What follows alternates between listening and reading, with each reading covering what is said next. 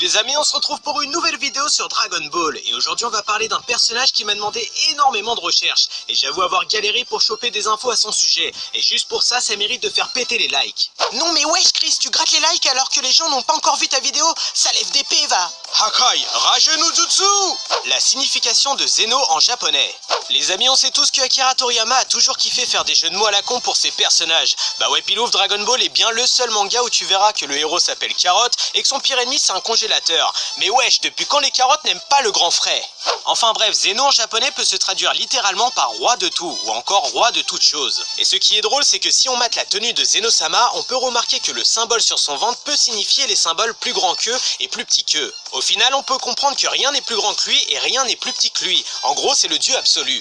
Zeno est-il le dieu final? Depuis que Dragon Ball Super existe, les anges, les dieux de la destruction sont apparus. Oui, je prends pas en compte Battle of God. Et au final, c'est cool car ça rapporte une mythologie à l'univers de Dragon Ball, qui nous révèle que peut-être on ne sait encore rien de cet univers. Et connaissant ce troller de Akira Toriyama, je me dis que Zeno n'est peut-être pas celui qu'on croit. Bien que Whis n'a dit qu'il n'y a aucune personne supérieure à Zeno, on sait pas si cette affirmation est vraie, à cause d'une seule chose. Car dans le Dazensu numéro 7, qui était sorti en 1996, on apprend que le souverain ultime de l'univers de Dragon Ball n'est nul autre que Akira Toriyama lui-même. Et au final, c'est pas complètement con, qui est le mieux placé pour être le dieu suprême, le créateur du manga, hashtag Toribot te butt la butt. Zeno, l'invincible? Si on prend toutes les religions, Dieu est un être qui ne peut pas mourir, et ça paraît logique que Zeno soit dans le même cas. Avec de tels pouvoirs comme la création ou la destruction, il est difficile à croire ma gueule qu'un jour il sente le sapin. Et je pense qu'à l'heure d'aujourd'hui, on a la preuve que Zeno soit invincible, car rappelez-vous, Black Goku a tué tous les dieux, mais une seule personne n'a pas été tuée, le Zeno du futur. Et il paraît logique que le Zeno du présent a le même pouvoir, ou alors je suis complètement con.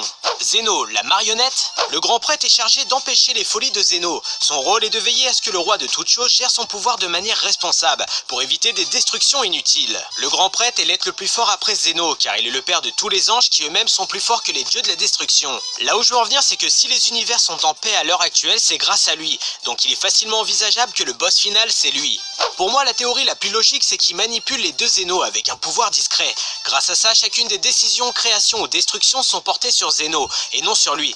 Donc, et si au final les 6 univers qui avaient été détruits étaient une décision du grand prêtre, et non de la pseudo-colère de Zeno? Franchement les gars, il y a un bail. La technique de Zeno. Dans l'univers de Dragon Ball, on en a vu des techniques ultra cheatées, mais là, dès que j'ai vu la technique de Zeno, je me suis dit, ok LM, le gars avec ses deux mains, il peut faire tout péter, tout détruire. Alors que moi, avec mes deux mains, je galère à construire un jeu Kinder. Bitch please quoi. Sa technique effacement possède le pouvoir de tout détruire, un monde, un univers, genre le Hakai de Beerus et du pipi de chat ma gueule. Simplement en concentrant son pouvoir dans les paumes de ses deux mains, une lumière bleue finit par l'entourer pour tout anéantir. Alors je sais pas ce que vous en pensez les gens, mais moi perso je trouve que cette technique est loin d'être zen. Oh la blague! Voilà les amis, la nouvelle vidéo se termine, j'espère qu'elle vous aura plu, n'hésitez pas à me proposer d'autres personnages par commentaire, de liker la vidéo et surtout abonnez-vous à la chaîne YouTube, on est bientôt 50 000 K et c'est grâce à vous. Sur ce, moi je vous laisse, tchuss!